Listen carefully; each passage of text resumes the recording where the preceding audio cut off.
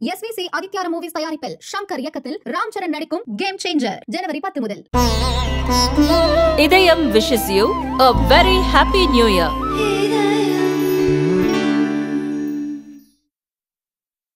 தினமலர் நேயர்களுக்கு வணக்கம். இன்றைய நம்முடைய நேர்காணலில் நம்மோடு இணைந்திருக்கிறார் டெல்லியிலிருந்து மூத்த பத்திரிகையாளர் திரு ராஜகோபாலன் அவர்கள். பல்வேறு சுட பல்வேறு தகவல்களோடு நம்மோடு இணைந்திருக்கிறார். வணக்கம் சார்.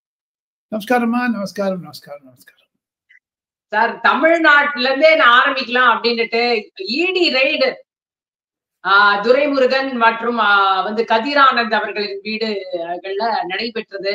சொல்லுங்க முதல்ல இதோடைய பேக்ரவுண்ட் என்ன? இது இடி ரெய்ட்ல இருந்து நிஜமாவே ஏதாவது கிடைச்சதா?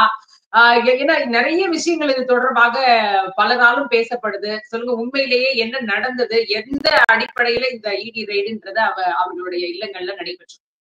தினமலர் உரைகள் நேயர்களுக்கு ஒரு முக்கிய செய்தி என்ன என்று கேட்டால், 11 கோடி ரூபாய் பற்றித்தான் இந்த என்போர்ஸ்மெண்ட் டைரக்டரேட்டுடைய ரெய்டு. அந்த 11 கோடி ரூபாய் கதிரானந்த் மூலமாக அயல் நாடுக்கு சென்றிருப்பதாக தகவல் ஊர்ஜிதம் செய்யப்பட நான் என்போர்ஸ்மெண்ட் டைரக்டரேட் சில உயர் அதிகாரிகளை நேரில் கண்டேன். அவர்கள் என்னிடம் தெரிவிப்பது, கதிரானந்தும் மற்றும் துரைமுருகனும் இந்த விசாரணையில் கோஆபரேட் பண்ண ஒத்துழைக்க மறுத்து விட்டார்கள். அதனால்தான் கட்டப்பாறை தூக்கு எல்லாத்தையும் எடுத்துட்டு போய் பண்ணியிருக்காங்க. இருப்பினும் கூடிய விரைவில் கதிரானந்த் அவர்களை விசாரணைக்கு அழைத்தாலும் அழைக்கலாம், இந்த வார இறுதியில் கைது செய்யப்பட்டாலும் கைது செய்யப்படலாம் என்ற ஒரு தோரணையில் தான் இந்த வழக்கு முன்னேறி வருகிறது. டெல்லியில் இன்று ஞாயிற்றுக்கிழமை ஆனாலும் சில உயர் அதிகாரிகள் இது பற்றி கலந்து ஆலோசித்திருக்கிறார்கள்.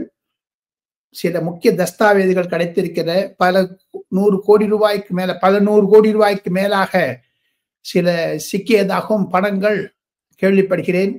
ஊர்ஜிதம் செய்யப்பட சில அதிகாரிகள் ஆமாம் என்று சொல்லவில்லை, இல்லை என்று சொல்லவில்லை. காரணம், அந்த வழக்கு மிக சீரியஸாக இருப்பதனால் அது பற்றி பேச தயாராக இல்லை அவர்கள். ஆனா துரைமுருகன் அவர்களும் ஜெகத் ரட்சகன் அவர்களும் திடீர்னு டெல்லி விசிட் பண்ணிருக்காங்களே, அதனுடைய பின்னணி என்ன? உறவுக்கு கை கொடுப்போம், என்ன சொல்லுவாங்க, உரிமைக்கு தோள் கொடுப்போம். அதேதான். பயந்துருக்காங்க, ரெண்டு பேருமே பயந்துட்டாங்க. ஜெகத் ரட்சகன் தான் இது கில்லாடி, அவர் பெரிய ஆளு. அவர் நம்மாழ்வான்னு கூடுவாங்க எல்லா எம்பிக்களும். ஏன்னா 4000 நல்லா சொல்லுவாரு. திருப்பாவை சொல்வார், மார்கழி திங்கள் மதிலிருந்த நல்லாடால் நீராட போதுமேனோ நேரடி சீர்மல்கும் ஆயபாடி செல்வ அப்படின்னுட்டு திவ்ய பிரபந்தத்துல ஒப்பிப்பார். அப்பேற்பட்ட நம்மாழ்வார் என்று புனைப்பெயருடன் இருக்கக்கூடிய ஜெகத் ரட்சகனையும் கூப்பிட்டு வந்திருக்காங்க. சில உயர் அதிகாரிகளை சந்திப்பதாக மறுத்ததாக இன்று இரவு 7 மணிக்கு பிளைட்ல, நேற்று ராத்திரி 10:30க்கு பிளைட் பிடிச்சி 1:30 மணிக்கு இங்க இறங்கியிருக்காங்கம்மா. இன்னைக்கு ஆனா ஒண்ணு சொல்லட்டுமா உங்களுக்கு? அவங்க ஒரு சாரை பார்த்தாங்க. அந்த சார் யாரு? அவருமா? அங்கேயுமா? அவர் ஒரு சாரை பார்த்தாரு இங்க. அந்த சார் யாரு? ஆனா நீங்க சொல்ல பயமா இருக்குது. கைது செய்யப்படுவாங்க நம்மளெல்லாம். எங்க சார் மேல போதும் பயப்படுறாங்க. கைது இல்ல. ஆனா இந்த ரெய்டு குறித்து, இந்த அமலாக்கத்துறையினர் சோதனை குறித்து எந்த விதமான ஒரு கண்டனமோ எதுவுமே சொல்லாமல் மௌனம் காக்கிறாரே முதலமைச்சர். அது எதனால அப்படின்னு நீங்க நினைக்கிறீங்க? ஏன்னா வழக்கமாக இந்த மாதிரிலாம் நடந்தா ஏதாவது ஒரு பழிவாங்கும் நடவடிக்கை, அரசியல் காழ்ப்புணர்ச்சி எதனாவது ஒண்ணு சொல்லுவாங்க. அந்த மாதிரி எந்த ஸ்டேட்மெண்ட்டுமே இந்த விஷயத்திலேயே வெளியிலேயே வரல. இது தேர்தல் ஆணையம் மூலமாக தேர்தல் நிறுத்தப்பட்டது, தங்களுக்கு நினைவு இருக்கும் என்று நினைக்கிறேன். தேர்தல் ஆணையத்தின் மூலமாக இந்த கேஸ் என்போர்ஸ்மெண்ட் டைரக்டரேட்டுக்கும் இன்கம் டாக்ஸுக்கும் போனதுனால முதலமைச்சர் வாயடைத்து இருக்கிறார். 3வது முறையாக நாங்கள் பிரதமராக யார் வருவோம் என்பதை நிர்ணயிப்போம் என்று மாத்தட்டி கொண்ட மு.க. ஸ்டாலின் ஏன் மௌனம் காண்கிறார்? அந்த சார் யாரு? அந்த சாரை பார்த்ததுக்கு ஏதாவது பலன் கிடைக்குமா? கிடைக்காது. ஒண்ணு கைது இல்ல ரிலீஸ், ரெண்டுக்கு மேல ஆப்ஷன் கிடையாது உங்களுக்கு. சரி. இப்ப தமிழகத்துக்கு வந்திருக்காரு BL சந்தோஷ் அவர்கள். பாஜகவின் BL சந்தோஷ் அவர்கள். ஒரு கூட்டமும் நடைபெற்றிருக்கிறது. அந்த கூட்டம் பற்றிய விவரங்கள் உங்களுக்கு ஏதாவது கிடைச்சதா? என்ன பேசப்பட்டது? ஏன்னா இங்க மாநில தலைவர் மாற்றப்படுவார்ன்ற விஷயம் வந்து இது தொடர்ந்து பேசப்பட்டு வருகிறது. தமிழிசை வருவாங்க திரும்ப அப்படின்லாம் பேசப்படுது. உண்மையிலேயே ஒரு மாற்றம் இருக்க போகுதா? இந்த கூட்டத்துல என்ன நடந்தது? இந்த கூட்டத்தில் எதிர்கால அதிமுக உறவு வைத்துக் கொள்ளலாமா அல்லது தனியாக போகலாமா என்றெல்லாம் பேசப்பட்டதாகத்தான் தெரிகிறது. எது இருப்பினும் 8ஆம் தேதி இன்னும் 3 நாட்களில் பாஜகவினுடைய தலைமை மாநில தலைவர் தேர்தலுக்கு ஊர்த்திகைகள் எல்லாம் நடக்கும். கிஷன் ரெட்டி மத்திய அமைச்சர் வர இருக்கிறார். அதன் மூலம் தான் தெரியும். ஆனா இந்த 3 நாட்கள் ரொம்ப சென்சிட்டிவா இருக்குங்க. இன்னைக்கு நாளைக்கு 3 நாளைக்கும் 8ஆம் தேதிக்குள்ள புதன்கிழமைக்குள்ள லாட் ஆஃப் திங்ஸ் மே கோ. சரி. BL சந்தோஷ் அவர்கள் ரஜினியையும் சந்தித்திருக்கிறார். ரஜினியை இப்ப எல்லாருமே இங்க சந்திக்கிறாங்க. சீமான் போய் சந்திக்கிறாரு, OPS போய் சந்திக்கிறாரு, இப்ப BL சந்தோஷ் அவர்கள் சந்திக்கிறாரு. என்ன நடக்குது? ஏன்னா ரஜினி அரசியலே வேண்டான்னுட்டாரு. ஆனா எல்லா அரசியல் தலைவர்களும் அங்க போறாங்களே, அந்த விஷயம் என்ன? அது பின்னணியில என்ன நடக்குது சார்? பெங்களூருடைய தொடர்பு அப்பொழுது ரஜினிக்கு சினிமாவெல்லாம் பார்த்துட்டு வந்திருக்காரு. பெங்களூர்ல கண்டக்டரா இருந்த போதுல இருந்து BL சந்தோஷனுடைய ஒரு BL சந்தோஷுக்கு ரஜினியை பற்றி நன்றாக கன்னடம் பேசுகிறார். இதையெல்லாம் பின்னணி வைத்துத்தான் அந்த கூட்டம் நடந்ததாக நான் கேள்விப்படுகிறேன். இருப்பினும் BL சந்தோஷனுடைய ரஜினிகாந்த் சந்திப்பு என்பது பிரதமருக்கு அந்த விஷயம் தெரிவிக்கப்படும் இன்றோ அல்லது நாளையோ. அவர் சில கருத்துக்களை வைத்திருக்கிறார். மீண்டும் ஆன்மீக அரசியலை புகுத்த வேண்டும் என்று நினைக்கிறார். விஜய் வந்ததனுடைய வீழ்ச்சித்தான் ரஜினிகாந்த் மீண்டும் வருகிறார். இருப்பினும் பொதுமக்களிடையே ரஜினிகாந்த் என்ற ஒரு பெயரில் பெரிய ஏமாற்றம் வந்துவிட்டது 2021. சோ ஆக மொத்தம் அதன் பிறகு ஏன் ரஜினி மீண்டும் வருகிறார்? திருப்பி திமுக இந்த மாதன் பிரதர்ஸ் போய் பார்த்தாங்கன்னா டப்புனு கீழே ஊந்துருவாருங்கம்மா.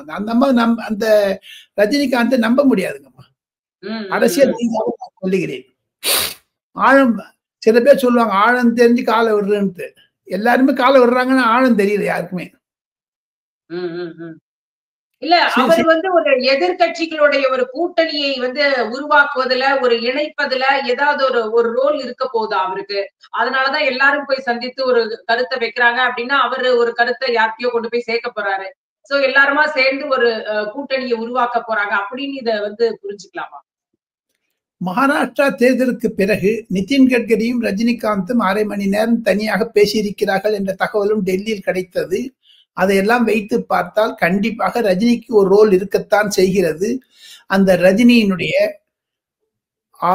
ஒரு ஆளுமை எதிர்கட்சிகளை ஒன்று சேர்க்க வேண்டும் என்று போதாத குறைக்கு BL சந்தோஷுடைய ஒரே ஒரு மெசேஜ் என்னவாக இருக்கும் ரஜினிகாந்த் என்றால், ஓ பன்னீர்செல்வத்திடம் சொல்லுங்கள், தயவுசெய்து எடப்பாடி பழனிசாமியுடன் சசிகலாவுடன் டிடிவி தினகரன் ஒன்றாக இணைய வேண்டும் என்ற ஒரு முக்கிய செய்தியைத்தான் அவர் சொல்லியிருப்பார் என்ற யூகங்கள் வருகிறது. காரணம் அதுதான் மத்திய பாஜகவுடைய நிலைப்பாடு. அந்த மத்திய பாஜகவினுடைய செயற்குழு கூட்டத்தில் கூட முடிவு செய்யப்பட்டு அதுதான். அந்த லைன் ஆஃப் அப்ரோச் மேல போமாட்டார் அவர் BL சந்தோஷ். சரி. இப்ப அங்க இருந்து இப்படி பார்க்கும்போது இந்த சைடு திமுக கூட்டணியில ஒரே சலசலப்பா நம்ம பார்க்கிறோம். முதல்ல VCK இருந்தது. இப்ப மார்க்சிஸ்ட் கம்யூனிஸ்ட் தரப்புல இருந்து அந்த கொஸ்டின் வைக்கப்படுகிறது. அறிவிக்கப்படாத எமர்ஜென்சி அப்படின்ற ஒரு விஷயத்த பாலகிருஷ்ணன் அவர்கள் சொல்றாரு. ஆனா 3வது முறை கூட அங்க அவருக்கு மாநில செயலாளர் பதவி கொடுக்கப்படலாம்னு சொல்லிச்சு. ஆனா இப்போ தற்போதைய நிலைமையில அவருக்கு அந்த பதவி இல்லை, நீட்டிக்கப்படல அப்படின்ற ஒரு விஷயமும் அங்கிருந்து நமக்கு கிடைக்குது. சோ இது என்ன மாதிரியான ஒரு விளைவை உண்டாக்கும் அப்படின்னு நினைக்கிறீங்க? அந்த கூட்டணிக்குள்ள ஏதாவது நிகழுமா? ஒரு விரிசல் ஏதாவது நடக்குமா? எந்த அடிப்படையில பாலகிருஷ்ணன் அவர்கள் ஒரு எதிர்ப்பை பதிவு செய்திருக்கிறார் திமுக அரசை பார்த்துன்னு நீங்க நினைக்கிறீங்க? பாலகிருஷ்ணனுடைய அறிவிப்பு, அதை தவிர நேற்று பேசிய பேச்சாளர்கள் அனைவருமே CPM மாநாட்டில் பேசியவர்கள் அனைவருமே திமுகவிற்கு எதிராகத்தான் இருந்திருக்கிறார்கள். பிரகாஷ் கராத் அவர்கள் நேற்று முதலமைச்சரை சந்தித்து பேசியிருக்கிறார் என்ற தகவலும் எனக்கு கிடைத்தது. சோ ஆக மொத்தம் அந்த அவர் மு.க.ஸ்டாலின் முதலமைச்சருக்கு வேண்டப்பட்ட சில எம்பிக்கள் மூலமாக என்ன கருத்து தெரிவிக்கப்பட்டது என்று நாம் ஆழ்ந்து ஆராய்ந்து பார்ப்போமே. ஆனால் இது மதுரை எம்பி வெங்கடேசனுக்கு ஒரு வெடிகுண்டு வைத்த மாதிரி இருக்கும். டொமால்னு வெடிக்கும் பாருங்க ஒரு நாளைக்கு இல்ல ஒரு நாள். காரணம் என்ன என்றால் அவர் அரசியலில் அதிகமாக பேசுகிறார் என்றெல்லாம் ஒரு குற்றச்சாட்டு இருக்கிறது. சோ ஆக மொத்தம் பாலகிருஷ்ணன் பதவி நீடிப்பு இல்லை என்பது திமுகவிற்கு ஆபத்தான நிலைமை. 15 கோடி 25 கோடி ஆன்லைன்ல எடுத்துட்டார் பாருங்க கம்யூனிஸ்ட் கட்சியெல்லாம் திமுகவிடம் இருந்து. அந்த சந்தா மீண்டும் புதுப்பிக்கப்பட்டாலும் ஆச்சரியப்படுவதற்கில்லை. எது இருப்பினும் மார்ச் மாதம் ஏப்ரல் மாதத்தில் அகில இந்திய கம்யூனிஸ்ட் கட்சியினுடைய தேசிய குழு கூட இருக்கிறது. அப்பொழுதுதான் முடிவு எடுப்பார்கள் அம்மா திமுகவுடன் இருக்க வேண்டுமா இருக்க வேண்டாமா என்று. ஆனா நான் ஷியாமலா ஒன்னு சொல்றேன், நாளைக்கு 6ஆம் தேதி திங்கட்கிழமை ஜனவரி மாதம் சென்னையில் சட்டமன்றத்தில் என்ன நிலைமை நடக்கப் போகிறது? சபாநாயகர் அப்பா அவர்கள் அன்னாரையும் கூண்டோட தள்ளி போட்டுருவாங்க. எல்லாரும் அதானின்னு போஸ்டர்லாம் எடுத்துன்னு வர போறாங்கன்னு நான் கேள்விப்பட்டேன்.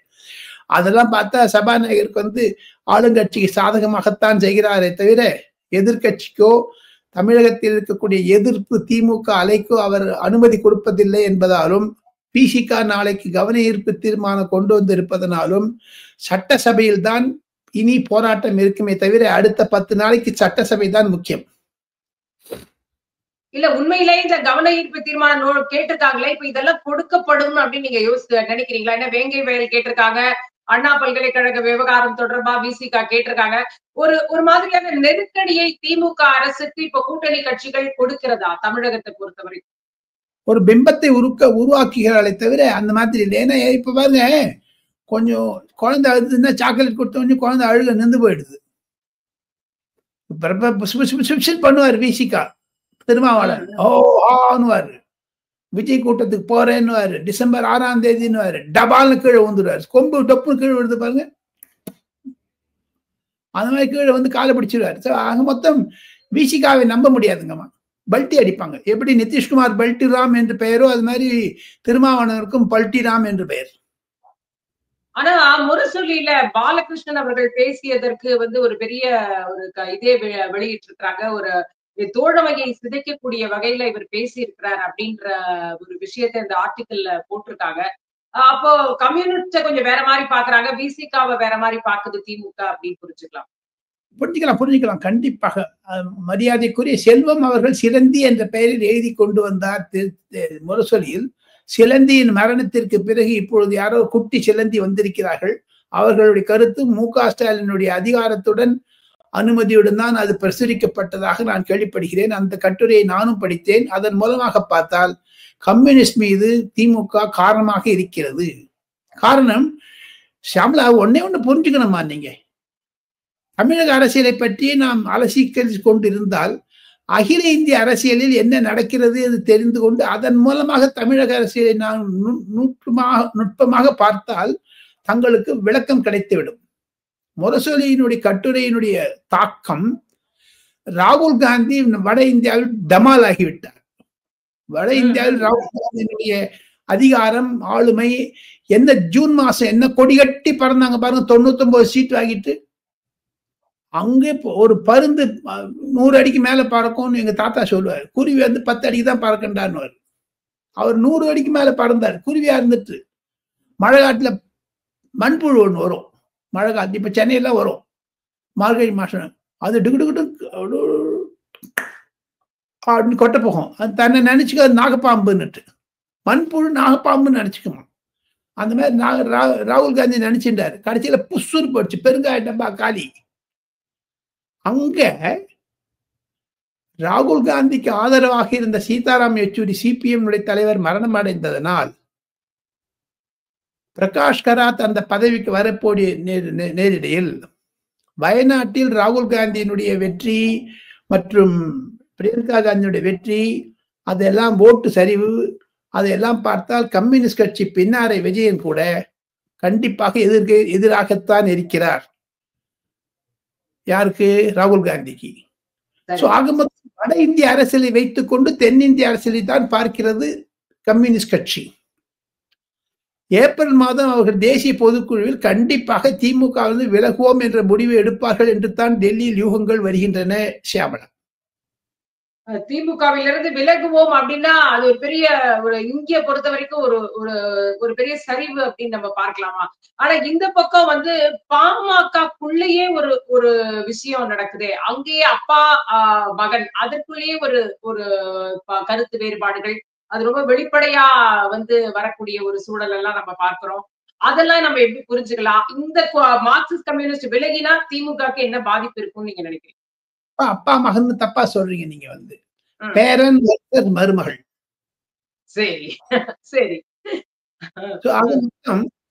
நரேந்திர மோடி 2013ஆம் வருடம் காங்கிரஸ் முக்த் பாரத் என்று சொல்லி 2014 முதல் 19 வரை அவர் பரிவார்வாத் என்று சொன்னார்.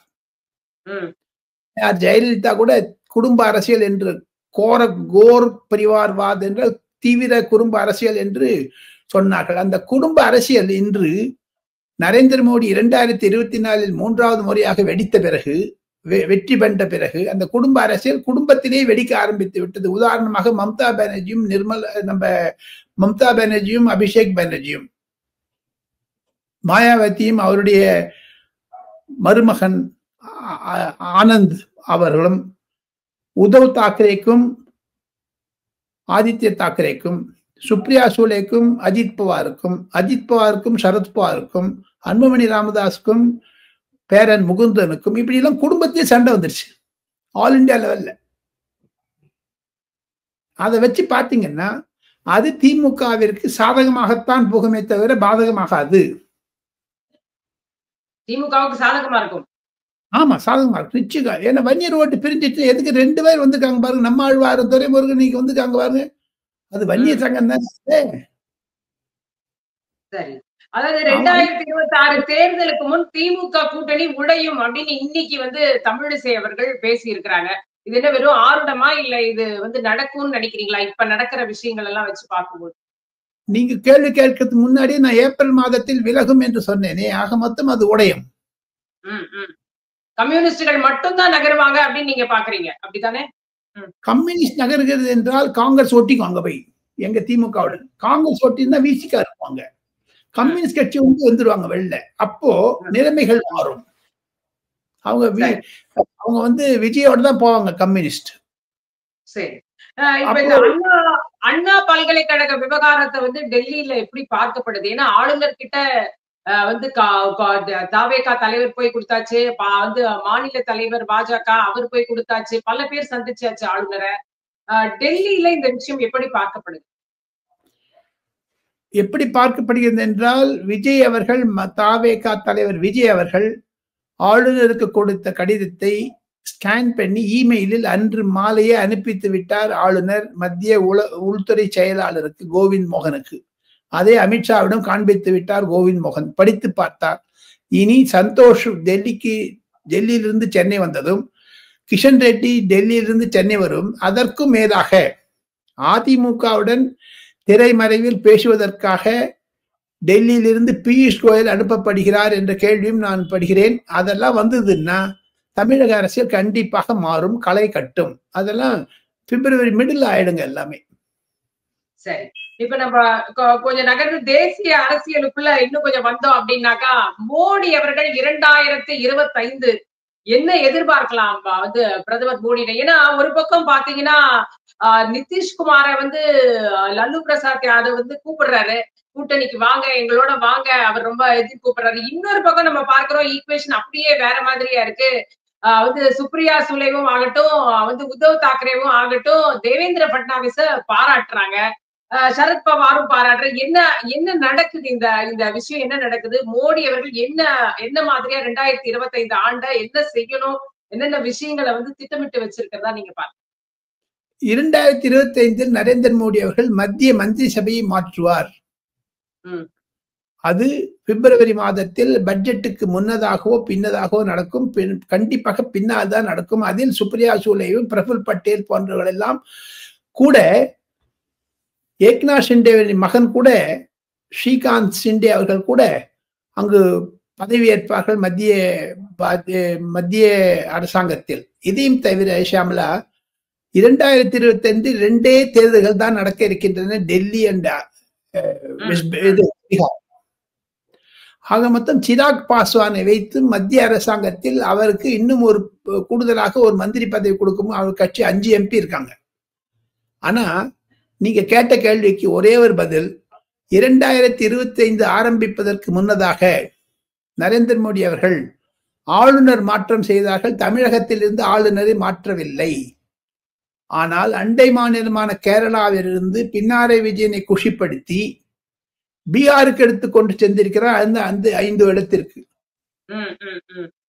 நிதிஷ்குமாருக்கு லகான் என்றால் கழுத்துல ஒரு இது கயிறு போட்டு விட்டார். அவரு மோட்டர் மவுத்து போட்ல போயிட்டே இருப்பார். அவர் பாட்டில் ஹரீப் முகமது கான் ஊரெல்லாம் போய் பிரசாரம் பண்ணுவார். ஷாபானு கேஷை பத்தி பேசுவார். ஏன்னா அவர்லாம் ஷாபானு கேஷில அடிபட்டவர். அதனால முஸ்லீம் ஓட்டு 12% இருக்குங்க பீகார்ல. அதெல்லாம் எப்படி எடுக்க போறாரு தெரியல. ஆக மொத்தம் 2025 நரேந்திர மோடி முதலாக பார்த்தது தில்ஜீத் என்று சொல்லக்கூடிய பஞ்சாபி சிங்கர் அவர்களை. அதாவது நல்ல பாப் சிங்கர், ரேப் சிங்கர். கத்துவாங்க, ஆடுவாங்க, அது பங்கரா ஆடுவாங்க. அவரை பார்த்ததுல ஒரு மாபெரும் திருப்பம் இருக்குங்கம்மா. காலிஸ்தான் ஆதரவாளர் அவர். அமெரிக்காவில் அவருடைய பாட்டுகள் மிக மிக பிரபலமாக இருக்கிறது. ஆக மொத்தம் அவர் சிரோமணி அகாலிதளில் பிரகாஷ் சிங் பாதலுடைய மகன் சுக்பீர் சிங் பாதல் பதவி ராஜினாமா செய்த பிறகு காலிஸ்தான் அமைப்புகள் அங்கு அதிகமாகிவிட்டது. அவரையும் சுட போனார்கள், தங்களுக்கு நினைவு இருக்கும் என்று நினைக்கிறேன். சுக்பீர் சிங் பாதலையும் அந்த இதெல்லாம் பார்த்துட்டு நரேந்திர மோடி அவர்கள் ஏன் தல்ஜித் சிங்கை பார்க்க வேண்டும், தில்ஜித் சிங் அவர்களை, இதெல்லாம் வைத்து பார்த்தால் 2000 ரோட் மேப் நரேந்திர மோடிக்கு 2 முக்கியம். செப்டம்பரில் குவாட் மகாநாடு நடக்க இருக்கிறது ஒடிசாவில். துறைமுகத்திலிருந்து சமுத்திரத்தின் நடுவே அமெரிக்க அதிபர், ஜப்பான் அதிபர், ஆஸ்திரேலிய அதிபர், இந்திய பிரதமர் 4 பேர் தான் குவாட் மீட்டிங். இந்த வருஷம் குவாடுக்கு தலைவர் அவர் நரேந்திர மோடி. எப்படி சென்ற வருடம் G20க்கு இருந்தாரோ அந்த மாதிரி இந்த வருடம் இதுக்கு குவாடுக்கு தலைவர். இதெல்லாம் பாத்தீங்கன்னா 2025 கேலண்டர் முழுக்கும் நரேந்திர மோடிக்கு ஃபில் ஆயிடுச்சு. சைனா போறாருங்க, சிங்கப்பூர் பிரைம் மினிஸ்டர் வராருங்க. ஆக மொத்தம் நரேந்திர மோடி அனைத்தையும் நன்னா இந்திய அரசியலை நன்னா சுத்தி போட்டுட்டு பண்டில் பண்ணி அமித்ஷா கிட்ட கொடுத்துட்டாரு. அப்படி ஒரு ஊர் சுத்துறாரு. காரணம் என்ன என்று கேட்டால், இந்த வருட எண்டில் ஐநா பாதுகாப்பு சபையில் இந்தியாவிற்கு இடம் கிடைக்க இருக்கிறது. இந்த வருடம் 5 ட்ரில்லியன் எக்கானமி பண்ணோம்னு சொல்லிட்டு இருக்காரு பாருங்க. அதெல்லாம் சக்சஸ்ஃபுல் ஆக போகுது. அதுதான் அவருடைய கால அட்டவணை என்று நான் கருதுகிறேன். இதனிடையே கையில ஒரு சுத்தி வச்சுப்பாரு. எங்கிட்டே சொல்லியிருக்காரு நரேந்திர மோடி அவர்கள், மாண்புமிகு பிரதமர். ஹிந்தியில சொன்னா ரொம்ப ஹிந்தி வரும், நல்லா பேசுங்க நீங்க ஹிந்தி. அவர் சொல்லுவாரு, கத்தி இருக்குது பாருங்க, கத்தி ஓ சூரின்னு பேரு ஹிந்தியில.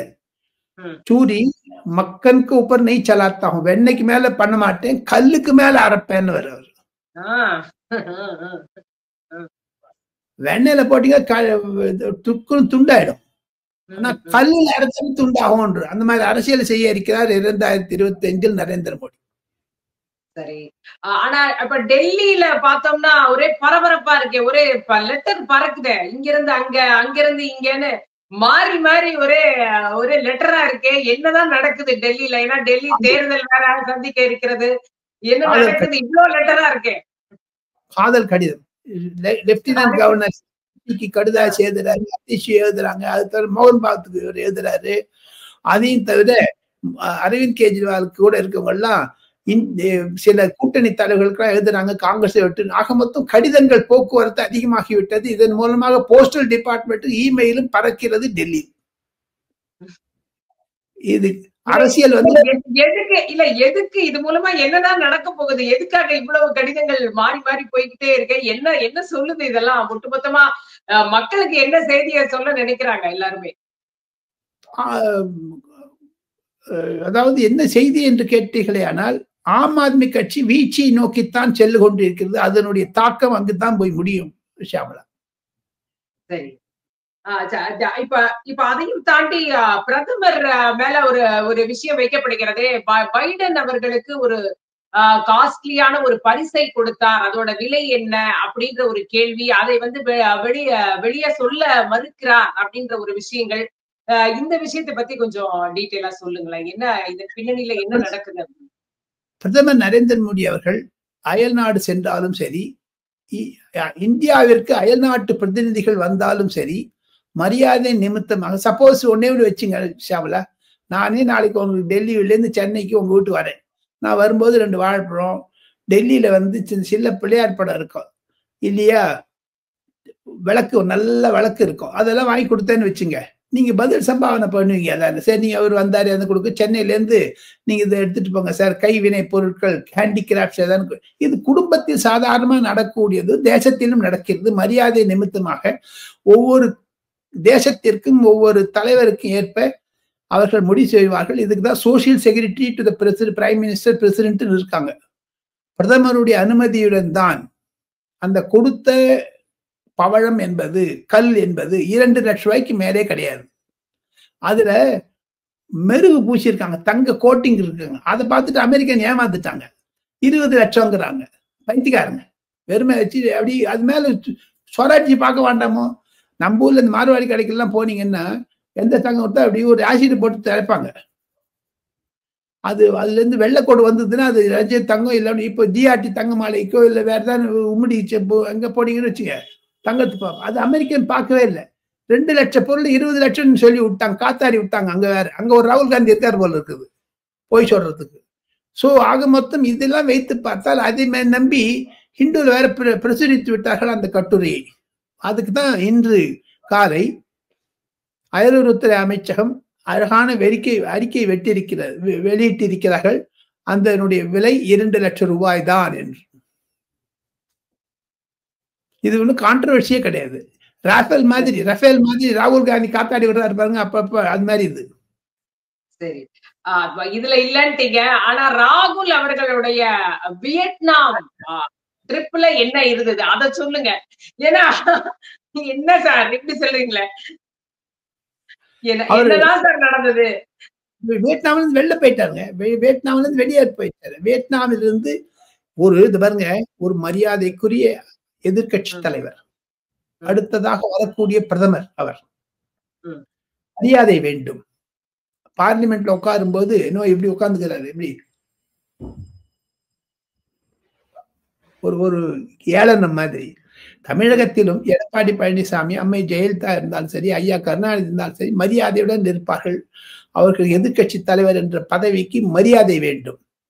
அவர் அயல்நாடு சென்றால் அரசாங்கத்திற்கு சொல்ல வேண்டும் நான் எங்கு போகிறேன் என்று. காரணம், அந்த தேசத்தினுடைய உறவு இந்தியாவிற்கு எப்படி இருக்கிறது அது பற்றியான விளக்கங்கள் சொல்லுவார்கள் அந்த ஜாயிண்ட் செக்ரட்டரி. போதாத குறைக்கு இவர் எந்த ஊருக்கு போறாரோ அந்த ஊர்ல இருக்கக்கூடிய இந்திய தூதுவரகத்தினுடைய அதிகாரிகள் வந்து சந்தித்து அவரை வரவேற்று எந்த மீட்டிங் செஞ்சாலும் கூட இருப்பாங்க. சோ தட் இந்தியாவுடைய ஃபாரின் பாலிசி ஒரு மோக்காக இருக்க வேண்டும் என்பதனால். ஆனால் ராகுல் காந்தியோ வியட்நாம் சென்றாரே தவிர வியட்நாமிலிருந்து மேலும் எங்கே சென்றார் தெரியவில்லை. அமெரிக்கா சென்றாரா அல்லது வேற ஏதாவது சென்றாரா? ஏன் இந்த ரகசியம்? யூபிஏ அரசாங்கத்தில் ரைட் டு இன்ஃபர்மேஷன் என்பது ஒரு சட்டத்தை கொண்டு வந்து பெருமைப்படுகிறார் சோனியா காந்தி. ஆனால் ராகுல் காந்திக்கு குடும்பம் இருக்கிறதா இல்லையா என்று அமித்ஷா ஒரு வதந்தியை கிளப்பி விட்டு விட்டார். ஒரு சமீபத்தில் நடந்த ஒரு ராகுல் கன்வால் என்று ஆஜித்தனுடைய ஆட்சி, அப்பொழுது அந்த விஷயம் வெடித்து விட்டது. இப்பொழுது பொதுமக்களிடையே ஒரு சந்தேகம் வந்து விட்டது, ராகுல் காந்திக்கு குடும்பம் இருக்கிறதா, மனைவியா, குழந்தையா என்றெல்லாம். அந்த அந்த மனைவி இந்து மதத்துக்காரரா, அயல் நாட்டுக்காரரா, இஸ்லாமியரா, கிறித்துவரா என்றெல்லாம் பேச ஆரம்பித்து விட்டார்கள் உயர்மட்டத்தில். ஆக மொத்தம் ராகுல் காந்தி அங்க வந்து ஒரு பெரிய இண்டஸ்ட்ரி, ஸ்டீல் மேக்னெட் ஒருத்தர் இருக்காருங்க லண்டன்ல. உங்களுக்கு பேரே தெரிஞ்சுக்கோ, பேர்லாம் நான் சொல்ல வேண்டாம்னு நினைக்கிறேன். ஏன்னா அவங்க வந்து ஒரு விசேஷ விமானத்தை அனுப்பிட்டார். அவருடைய பையனே ஓட்டிட்டு வந்தார் விமானத்தை.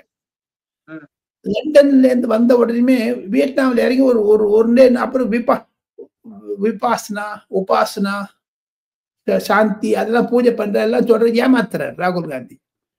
தான் பாடி பில்டப் பண்ணிக்கிற அப்படி இப்படி 6 பேக் காமிக்கிற மாதிரி எல்லாம் பண்ணிக்கிறாரு. அந்த விமானத்துல ஏறி போயிட்டாரு, எங்க போயிட்டான்னு தெரியல. சரி, நிறைய பேசிட்டோம் சார். இன்னைக்கு பார்த்து நிறைய தகவல்களை சொல்லியிருக்கீங்க. ரொம்ப நன்றி உங்களுக்கு.